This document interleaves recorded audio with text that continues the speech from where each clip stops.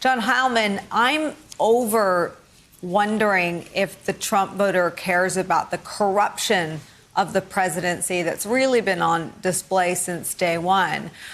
But I wonder if it takes away from the credibility with the kinds of voters they're targeting this week. We've had conversations. If they still need the Trump base, they're in as much trouble as the polls suggest. But if they really think they're making a play to reassemble the coalition, I'm not sure the corruption of the presidency is a winning message.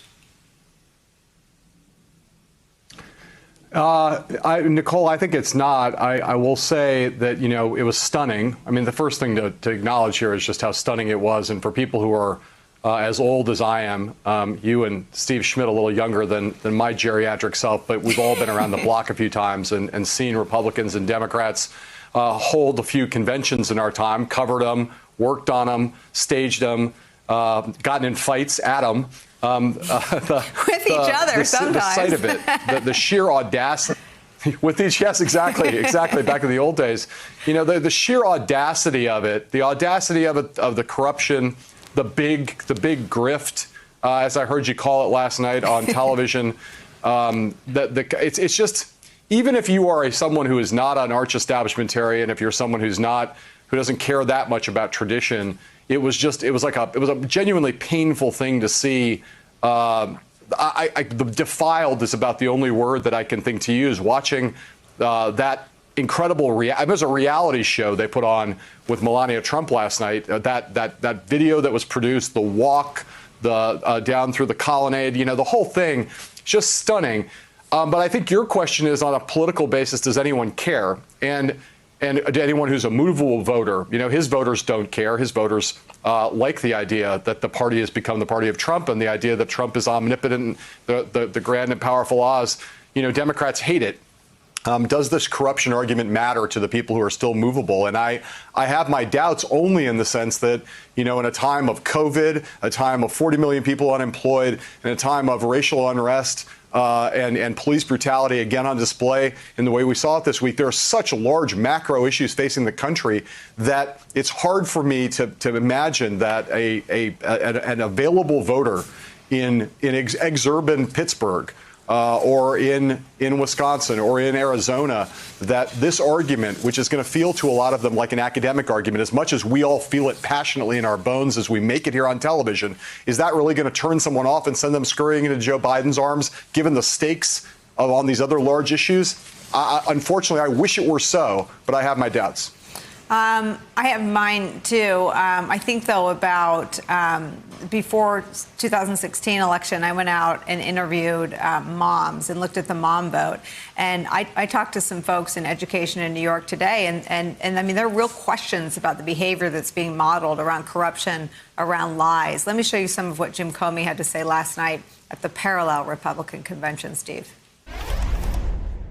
Donald Trump has a way of staining everyone around him, and that sure has been true of Attorney General William Barr, who was a respected lawyer before he decided to join the Trump administration and ended up marching through Lafayette Square on Trump's Bible mission.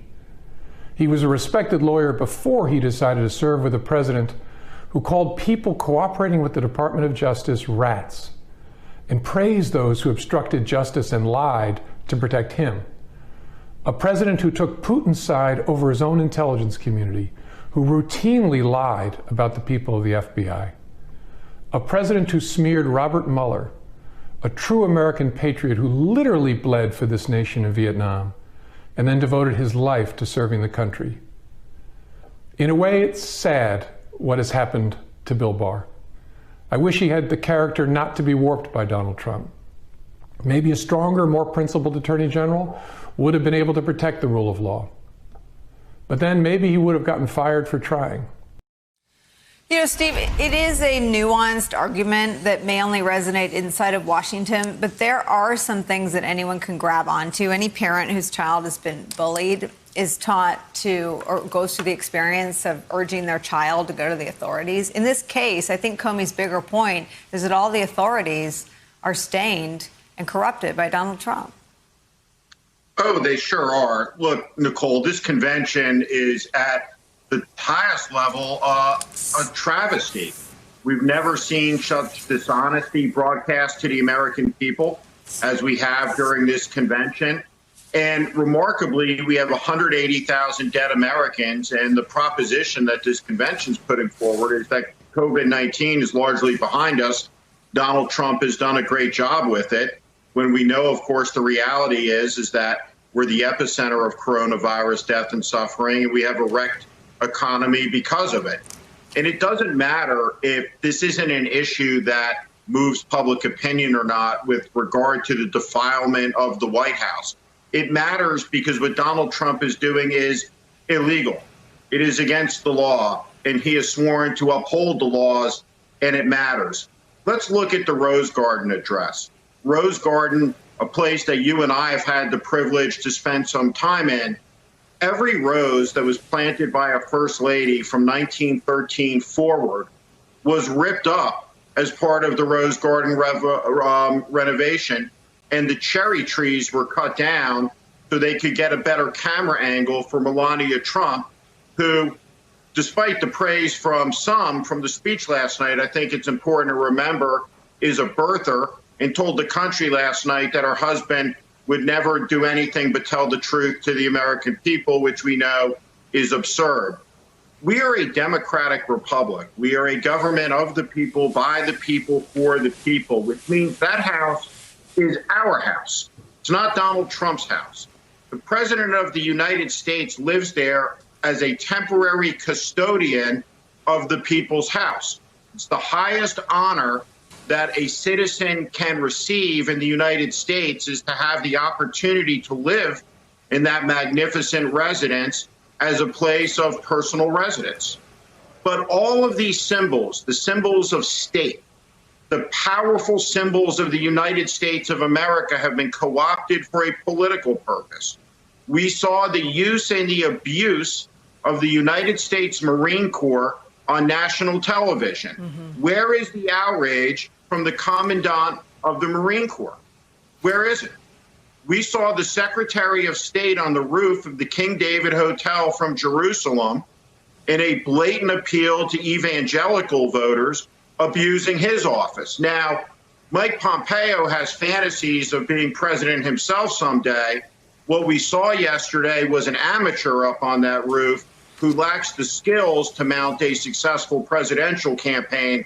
And I think he'll find that out the hard way as he gets rolling in the 2024 election.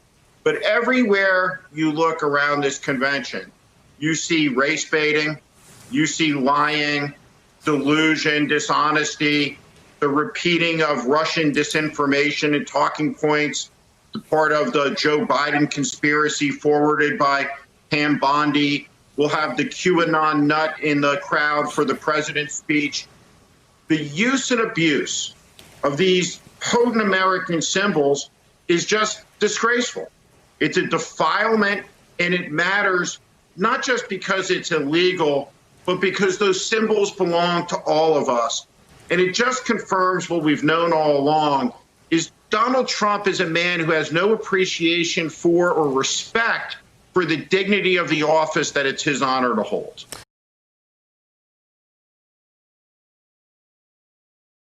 Hey there, I'm Chris Hayes from MSNBC. Thanks for watching MSNBC on YouTube. If you want to keep up to date with the videos we're putting out, you can click subscribe just below me, or click over on this list to see lots of other great videos.